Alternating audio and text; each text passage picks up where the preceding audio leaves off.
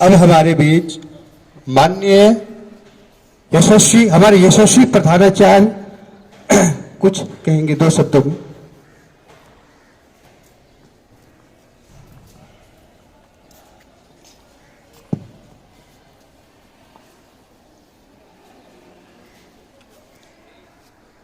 श्रद्धेय आचार्य वृंद, प्यारे छात्रों, 2 शब्द कहने की अनुमति मुझे मिली है तो मुझे लगता है कि भारत माता की जय बोलकर बंद कर देना चाहिए। पर केवल भारत माता की जय बोलने से काम नहीं चलेगा।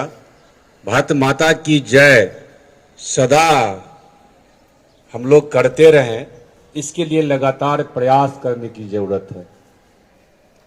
हम सब जानते हैं 15 अगस्त 1947 के पूर्व भारत माता की जय बोलने वालों को सजा दी जाती थी, कठोर सजा दी जाती थी, और यह एक मंत्र बन गया कि भारत माता की जय बोलते हुए हजारों हजार भारत के वीर, आजादी की लड़ाई में लड़ने वाले योद्धा शहीद हो गए, लेकिन इस मंत्र को कोई दबा ना पाया। 15 अगस्त 1947 को जब अपना देश आजाद हुआ, येन केन प्रकारेण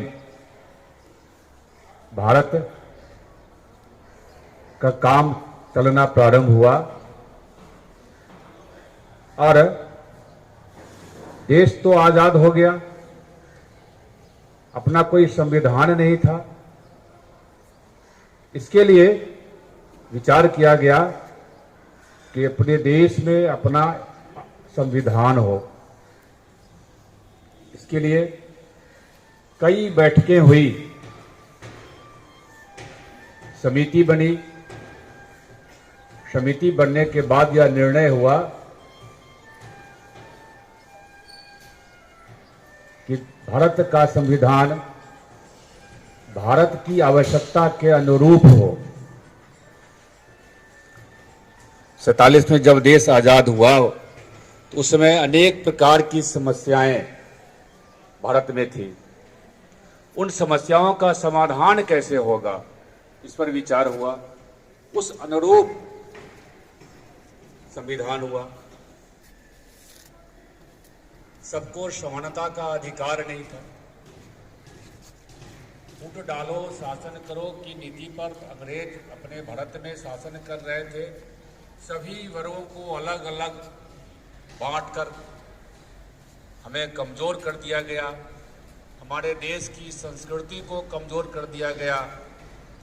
लेकिन धीरे धीरे जब आगे बढ़े तो अपनी संस्कृति को भी हम लोगों ने मजबूत किया और चतुर्दिक विकास के लिए भी प्रयास किया।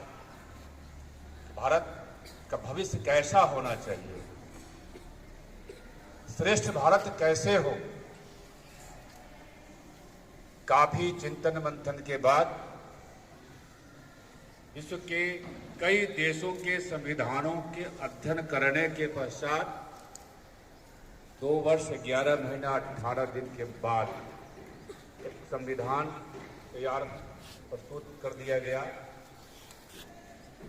26 नवंबर 1949 में। देश तो आजाद पहले हो गया था, तो विचार हुआ कि अब इसे प्रस्तुत कर दिया जाए। फिर भारत के कुछ विद्वानों ने विचार किया कि नहीं, 1929 में रावी नदी के किनारे एक संकल्प किया गया था कि नहीं, 26 जनवरी को ही हम आज़ादी का दिवस मनाएंगे। इसलिए 26 जनवरी 1950 को इसे पूरे देश में लागू किया गया। तब से हम सब गणतंत्र दिवस के रूप में 26 जनवरी को मनाते हैं और संविधान दिवस के रूप में 26 नवंबर को मनाते हैं। लेकिन इस बार जो 26 नवंबर है वह रविवार का दिन है। इसके कारण एक दिन पूर्व हम सब संविधान दिवस मना रहे हैं और पूरे भारतवर्ष में यह विचार आया कि भारत के संविधान की खूबसूरती की चर्चा समाज में बच्चों के बीच की जाए ताकि उसके संदर्भ में जान पाए। अभी उसके संदर्भ में के पूर्व आचार्य जी चर्चा कर रहे थे। कई प्रकार की कमियों को दूर करने का प्रयास किया गया। आज भी हमारा भारत विश्व में एक पहले स्थान पर नहीं है। पहले स्थान पर विश्व में भारत आए, इसलिए भारत सरकार लगातार प्रयास कर रही है। आप सबको याद होगा, कुछ दिन पूर्व एक निबंध बच्चों से लिखवाया गया था कि 2047 का भारत कैसा हो। आप कैसा भारत देखना चाहते हैं? देखिए, आप किस प्रकार के भारत को देखना चाहते हैं?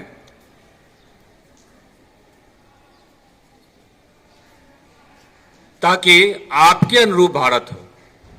और उस पर विचार हुआ, मंथन हुआ, कई प्रकार की योजनाएं आई। लेकिन जो सबसे मुख्य बात है कि जब तक भारत के बच्चों में, भारत के नागरिकों में भारत के प्रति निष्ठा नहीं आएगी, भारत के प्रति ईमानदारी नहीं आएगी, भारत के प्रति भक्ति नहीं आएगी, तब तक देश का पूर्णतः विकास, सर्वांगीण विकास संभव नहीं है। अतएव भारत के बच्चों के अंदर भारत भक्ति आए, भारत भक्ति की भावना से वह ओतप्रोत हो।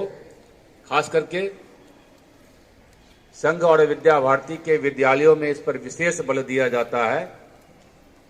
आज हम सब